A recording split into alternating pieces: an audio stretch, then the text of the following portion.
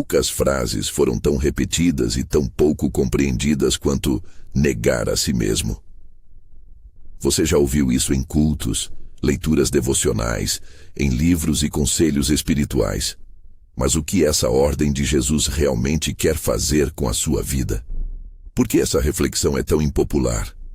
Porque negar a si mesmo exige algo que a cultura evita: ceder o trono do próprio coração.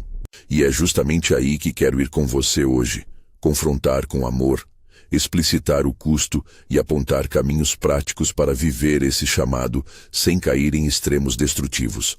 Imagine alguém que segue a Cristo apenas atrás de benefícios, paz, sucesso, conforto, reconhecimento.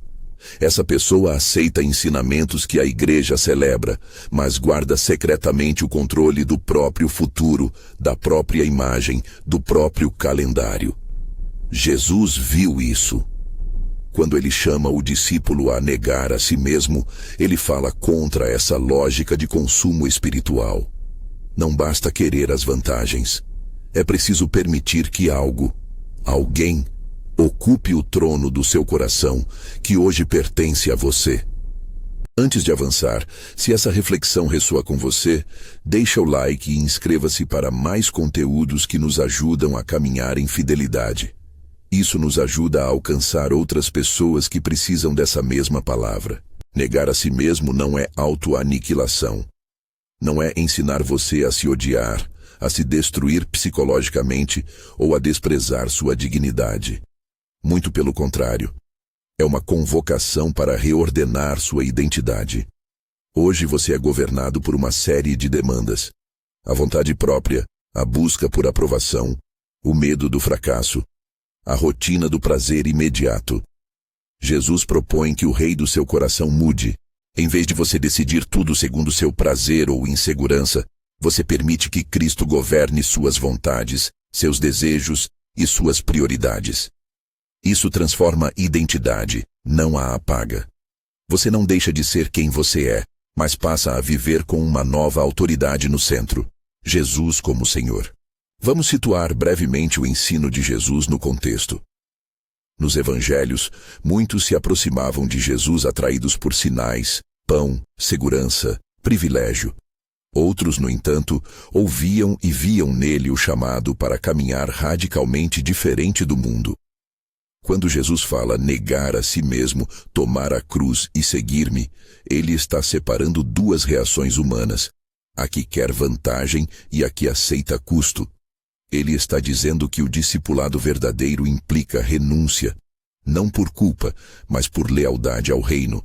Negar a si mesmo é, portanto, um ato contínuo, não um único gesto dramático, mas uma série de decisões, uma forma diária de viver. Vamos desenhar o que isso significa em elementos práticos. Primeiro, renunciar ao governo próprio.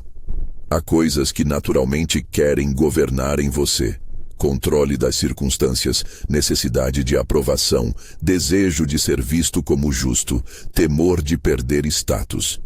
Negar a si mesmo é deixar essas coisas cair do trono. Você mantém vontades, mas elas não ditam mais todas as decisões.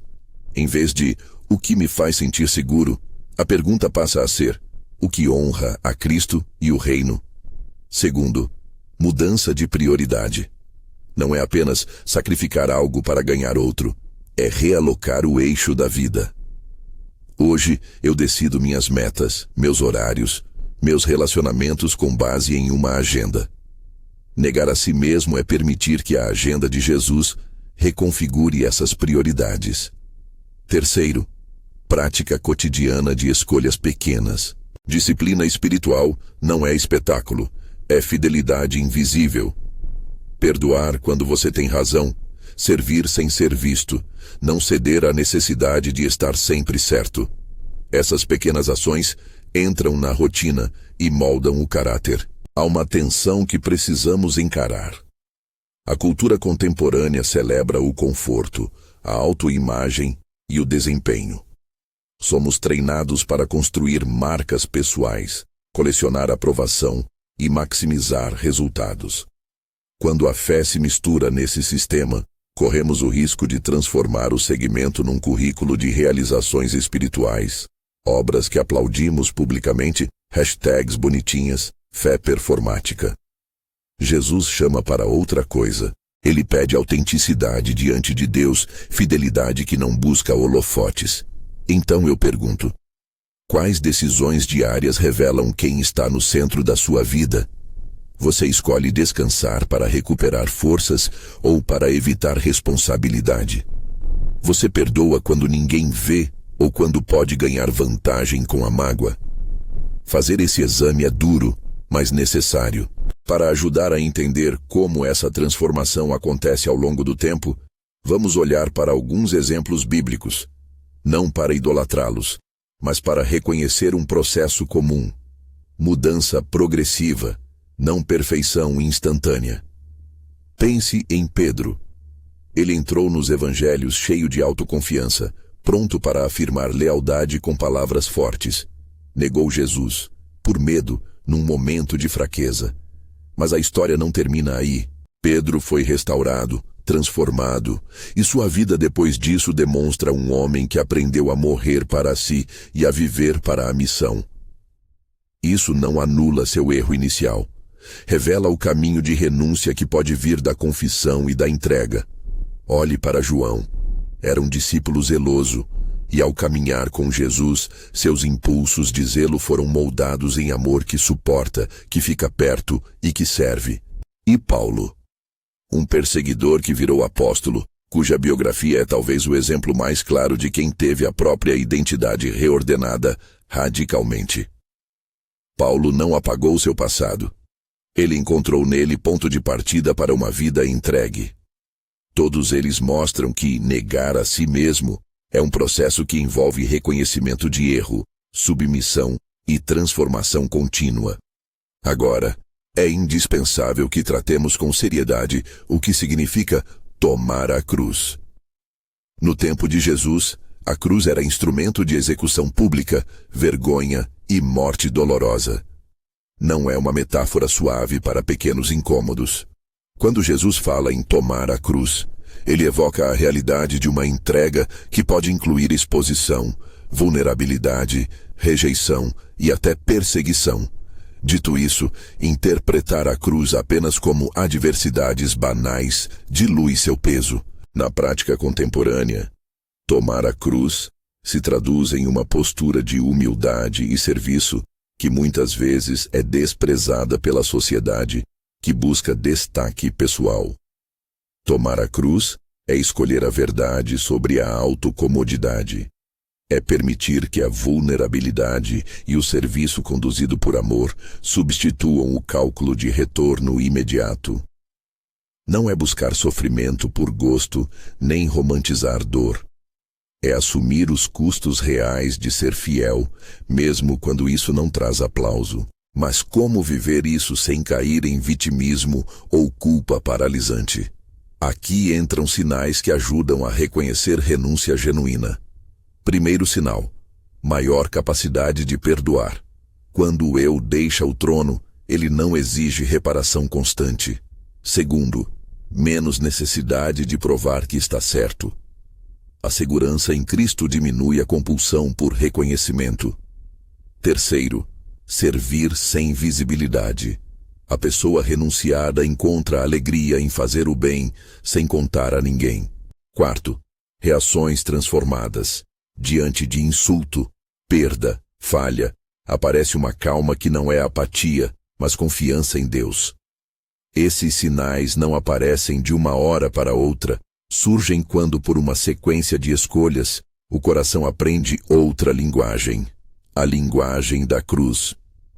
E agora, algumas práticas concretas, simples e seguras, que você pode começar a aplicar hoje para desenvolver essa negação saudável do eu.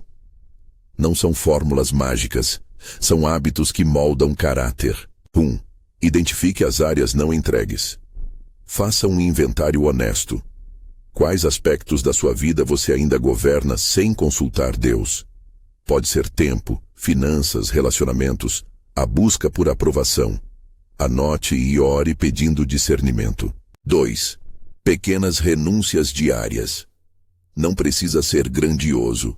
Comece escolhendo uma coisa que você normalmente faria para seu próprio conforto e deixe para fazer algo pelo outro. 1 hora a menos de redes sociais para ouvir alguém. Um gesto de serviço no trabalho sem buscar reconhecimento. Essas ações repetidas trocam hábitos. 3. Cultive a disciplina da rendição matinal. Antes de decidir o dia, entregue suas vontades em oração. Senhor, hoje eu escolho que tua vontade seja prioridade. Isso não torna você passivo, mas orienta as escolhas. 4. Pratique o perdão ativo. Quando lembrar de mágoas, tome a iniciativa de orar pelo outro e, quando possível, dialogar buscando reconciliação. Perdoar não necessariamente restaura relações imediatamente, mas liberta o seu coração. 5. Busque responsabilização. Tenha alguém de confiança, um amigo maduro, um mentor, com quem você presta contas. Renúncia autônoma facilmente vira autoengano. A comunhão ajuda a manter a direção. 6. Exponha seu ego à luz da palavra. Leia as passagens que tratam de humildade, sofrimento e serviço. Não como leitura condenatória, mas formativa. Deixe que a Escritura reeduque seus desejos. 7. Sirva sem expectativa de retorno. Envolva-se em algum serviço onde ninguém saiba seu nome. Aprenda o gosto da fidelidade anônima. Enquanto você coloca essas práticas em movimento, lembre-se de que negar a si mesmo não é sobre medidas externas apenas, é sobre liberdade. A promessa bíblica não é de prosperidade automática, cura garantida ou fama. A promessa é de vida em outra qualidade, uma vida liberta do aprisionamento do próprio eu e centrada em Cristo. Quando você renuncia ao controle absoluto, encontra um tipo de liberdade que permite amar mais profundamente, reagir com menos ansiedade e viver com mais coragem. Há também uma dimensão comunitária neste chamado. Não estamos chamados apenas a renunciar em particular, mas a formar uma comunidade que encoraje a derrubada do ego e a exaltação de Cristo. Igrejas que valorizam aparência, status e performance espiritual, mais do que fidelidade invisível, corrompem esse processo. Por isso, a conversão do individualismo para a vida partilhada é essencial. Quando a comunidade pratica humildade, ela oferece um contexto seguro para a renúncia. Não confunda isso com conformismo. Existe tensão saudável entre fidelidade pessoal e responsabilidade comunitária. No ponto culminante desse caminho está o convite relacional de Jesus. Seguir-me. Não é aceitar uma doutrina, uma lista de regras ou um conjunto de práticas por dever. Seguir Jesus é entrar em uma caminhada de intimidade que reordena prioridades, que muda reações e que transforma a identidade. Seguir é um verbo relacional e diário. Você não segue uma vez e está pronto. Seguir exige renovar a cada manhã a decisão de deixar que Cristo dite o ritmo. E essa decisão é, muitas vezes, humilde e invisível. Escolher a verdade em vez da autoproteção. Ofertar o perdão em vez do ressentimento. Preferir a responsabilidade ao atalho da aparência. Antes de encerrar, quero ser prático. Se hoje você quiser dar um primeiro passo, escolha 2 áreas para renúncia imediata.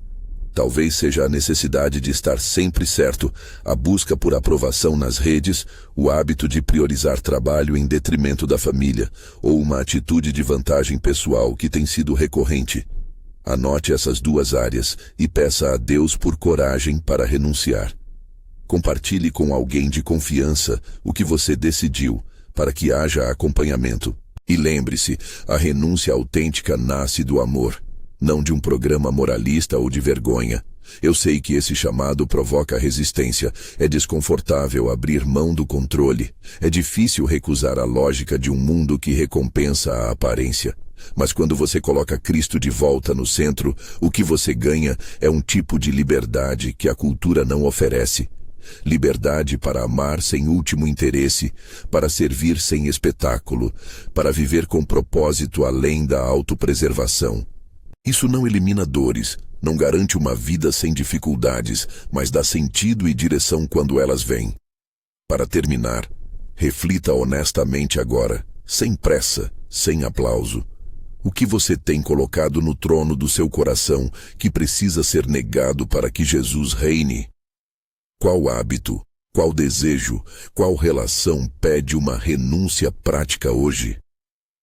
Escreva nos comentários, com coragem e humildade, o que você sente que precisa negar para seguir Jesus mais de perto. Se quiser continuar caminhando conosco e aprofundando essa jornada de discipulado, inscreva-se no canal.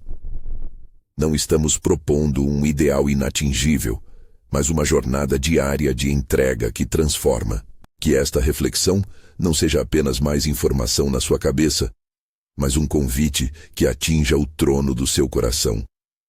Negar a si mesmo não mata sua identidade. Ela a liberta para viver em plenitude sob Cristo. Seguir Jesus é caminhar com Ele, permitir que Ele reescreva ambições, reordenar prioridades e governar suas escolhas. Que a graça e a coragem se encontrem em você hoje e que, passo a passo, o trono do seu coração seja ocupado por aquele que nos chamou a viver verdadeiramente.